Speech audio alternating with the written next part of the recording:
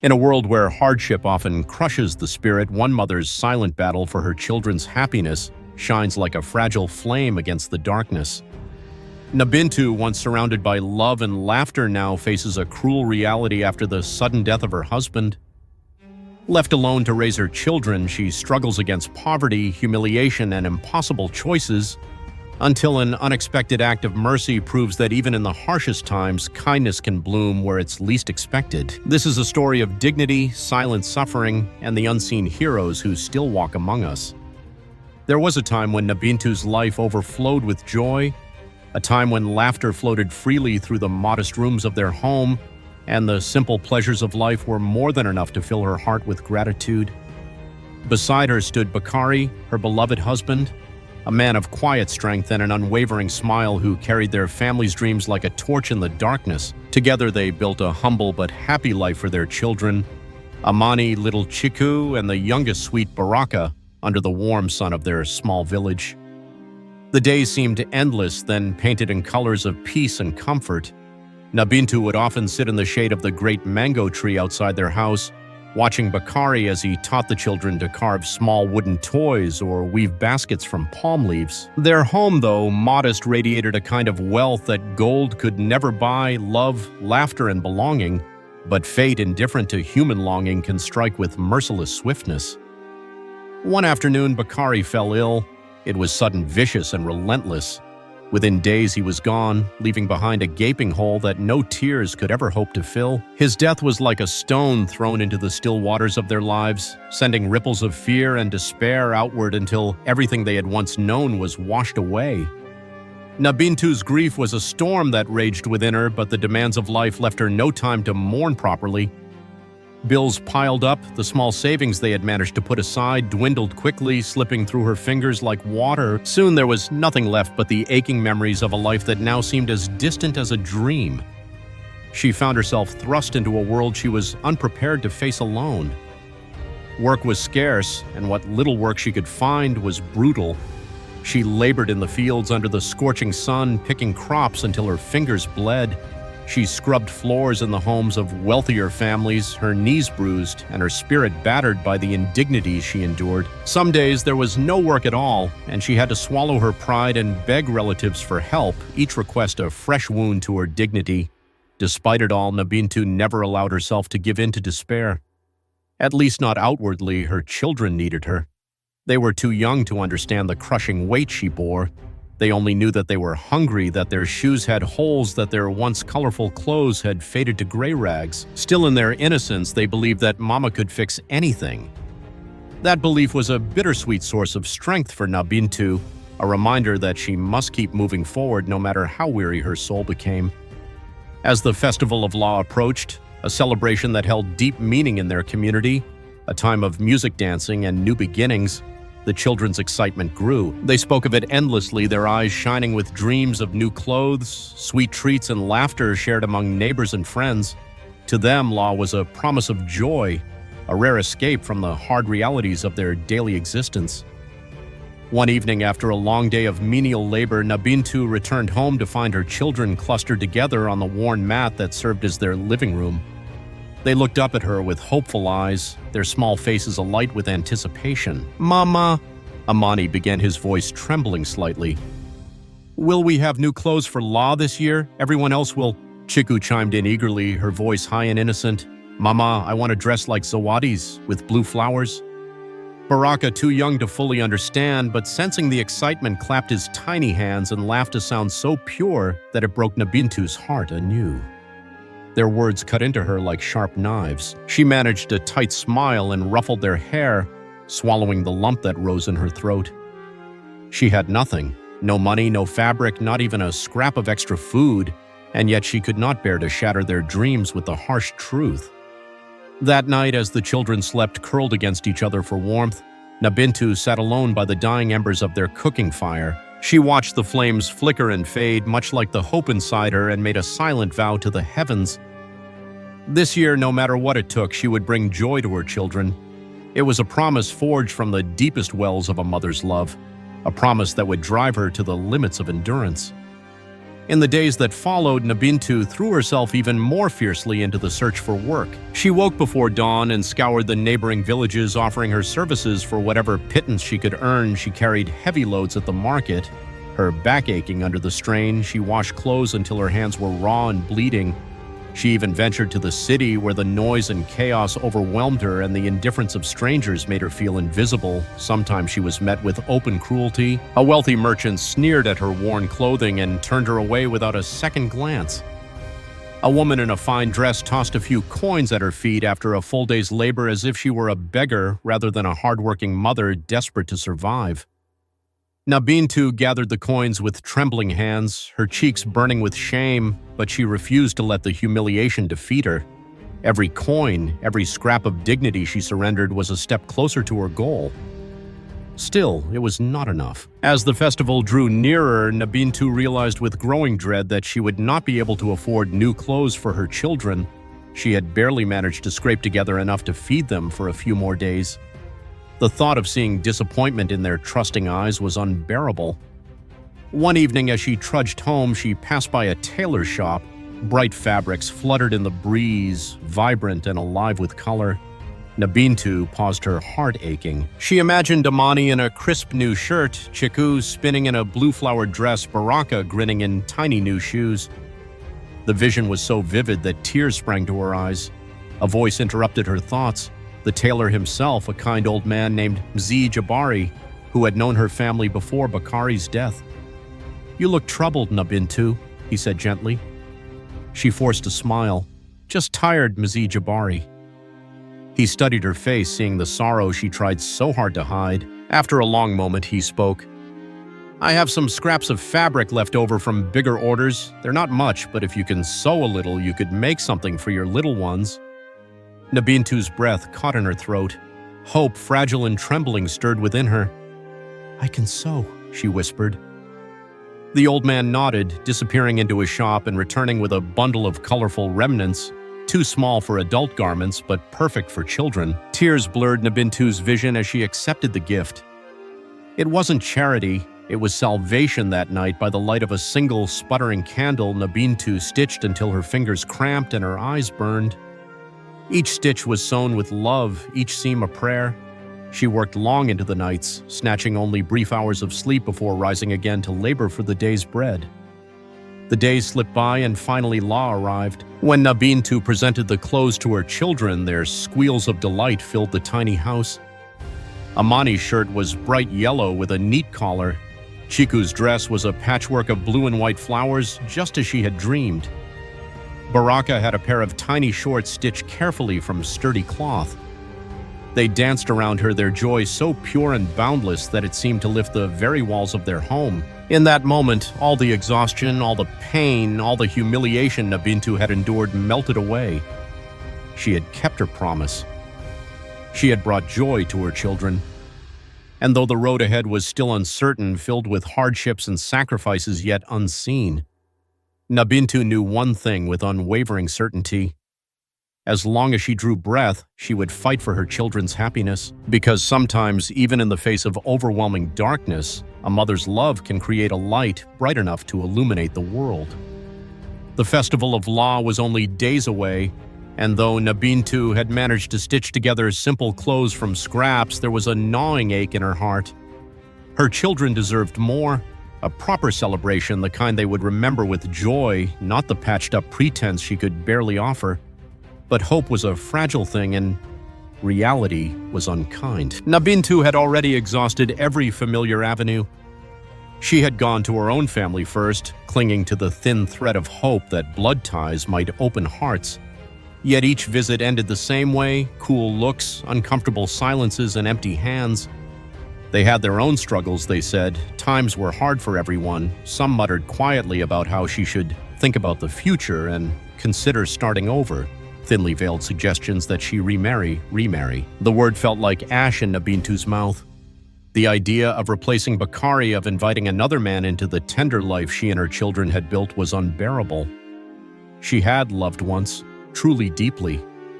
She could not imagine trading that sacred memory for the uncertain, often cruel propositions that remarriage in her circumstances would offer. Even worse were the whispers from Bakari's relatives. Where once there had been warmth and laughter, now there were hard stares and judgment. Some even accused her of bringing misfortune upon herself and their late son. No offers of help came from them, only venomous words and cold dismissals. And so Nabintu stood alone against the tide. As the festival approached, her desperation grew like a fever. She worked until her body rebelled, until her hands were blistered and her knees bruised. Still, it wasn't enough. One evening, as she sat staring at the modest meal she had managed to prepare, her mind clouded with worry, she remembered something. A passing comment from a neighbor months ago. "There's a merchant in the city," the neighbor had said, "who gives clothes on credit. You could dress your children first, then pay him back later." At the time, Nabintu had dismissed the idea. She had heard rumors, unsettling ones, about merchants who took advantage of the vulnerable. But now, with law so close and her options stripped to nothing, the memory sparked a faint, desperate hope inside her. The next morning, after making sure the children had breakfast, Nabintu dressed in her best, a simple but clean dress, and made her way to the city. The streets pulsed with life vendors shouting, music floating from doorways, children laughing as they chased each other between market stalls. It should have been uplifting, but Nabintu felt like a ghost drifting through the living. Finally, she found the shop. It was larger and grander than she expected, its windows filled with mannequins dressed in dazzling fabrics and glittering jewelry. The merchant himself was a well-fed man with an oily smile seated behind a wide counter. His eyes, sharp and calculating, raked over her as she entered. Nabintu swallowed her unease and approached the counter. "Good morning," she began, forcing her voice to be steady. I heard you offer clothes on credit." The merchant leaned back, studying her. For a moment he said nothing. Then he smiled, a slow, predatory curve of his lips, and nodded. "Of course," he said, "but there are conditions." He reached beneath the counter and pulled out a thick sheaf of papers. As Nabintu leaned forward to read, her stomach twisted. The contract was dense, filled with legal jargon she could barely understand, but a few chilling clauses leapt out at her immediately. Clause 1.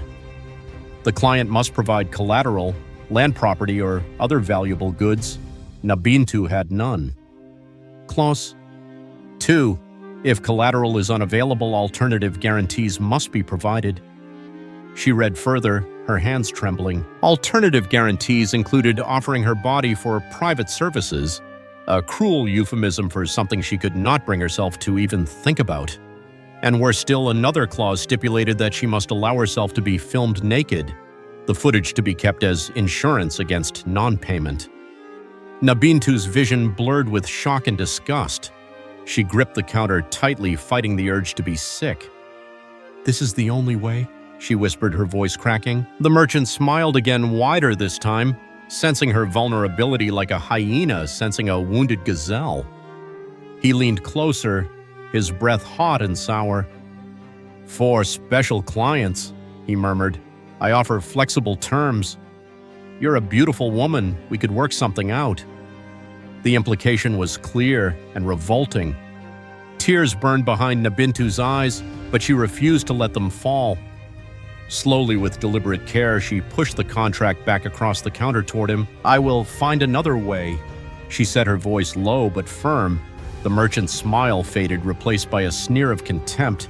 "You'll come crawling back," he said. "They always do." Nabintu turned without another word and walked out of the shop, her heart pounding in her chest, her face burning with humiliation. Out in the street, the brightness of the day seemed cruel, mocking her pain. She staggered a few steps away from the shop, trying to catch her breath, feeling the crushing weight of despair settle over her shoulders like a shroud. She had failed again. She leaned against a wall, pressing her forehead against the cool stone, trying to will away the overwhelming sense of hopelessness.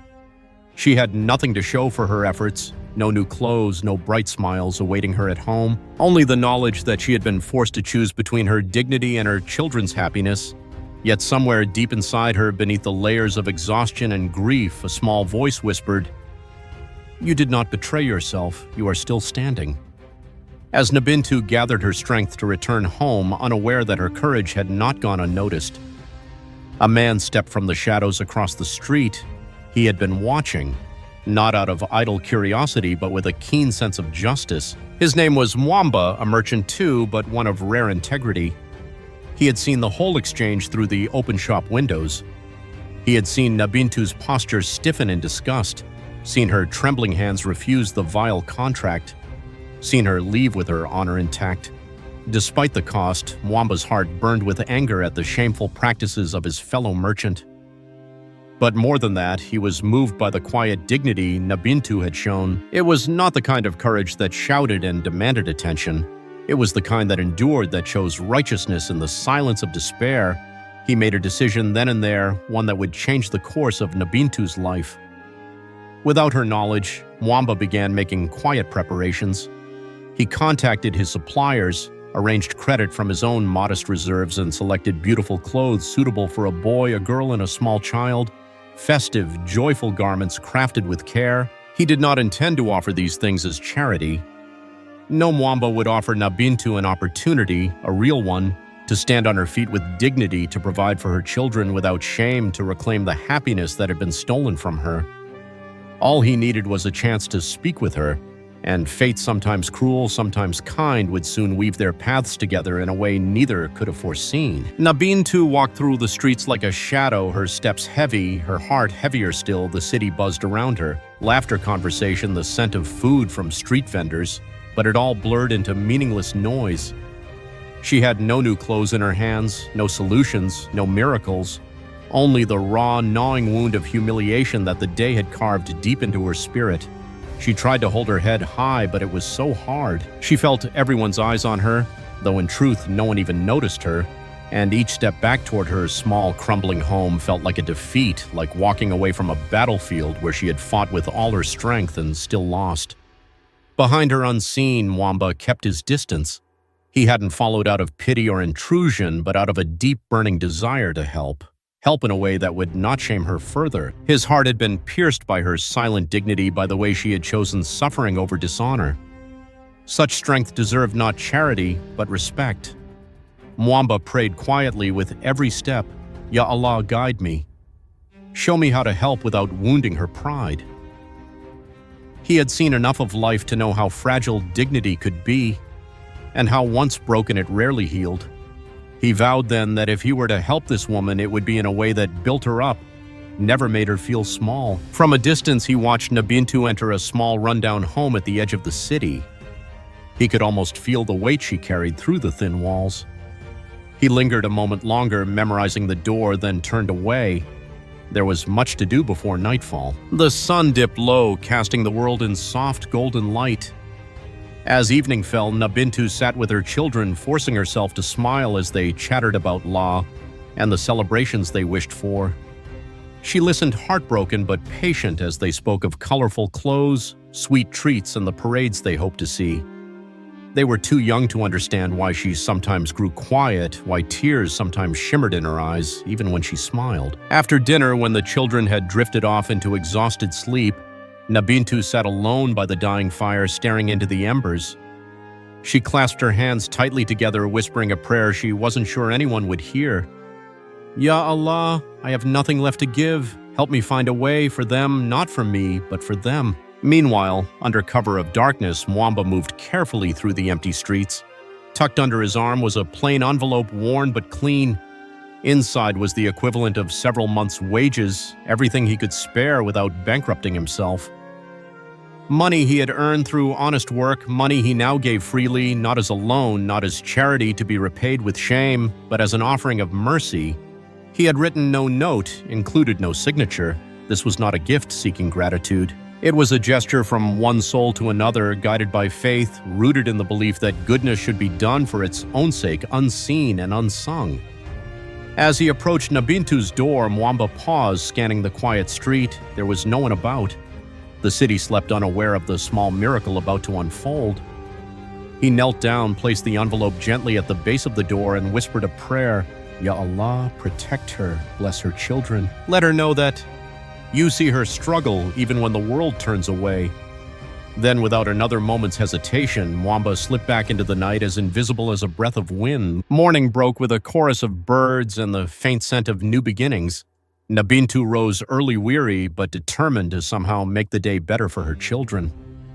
As she opened her door to fetch water, her foot brushed against something. She looked down and froze.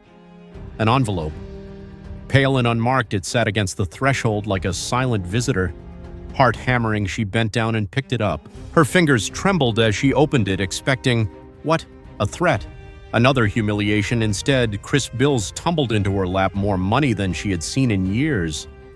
For a moment, Nabintu could only stare. She touched the money, half expecting it to vanish like a dream. Her breath caught in her throat and her knees buckled. She sank to the ground, overcome. Tears welled up and spilled over, hot and unrelenting, but not from despair this time. These were tears of stunned gratitude, of overwhelmed, bewildered hope. She looked up at the sky, hands clutching the envelope against her chest. Ya Allah, she whispered, her voice breaking. You heard me.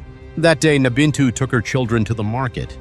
She chose bright fabrics, not extravagant, but new and beautiful. She bought sweets and even a small drum for her youngest son, who had always tapped rhythms against the walls when he thought no one was watching.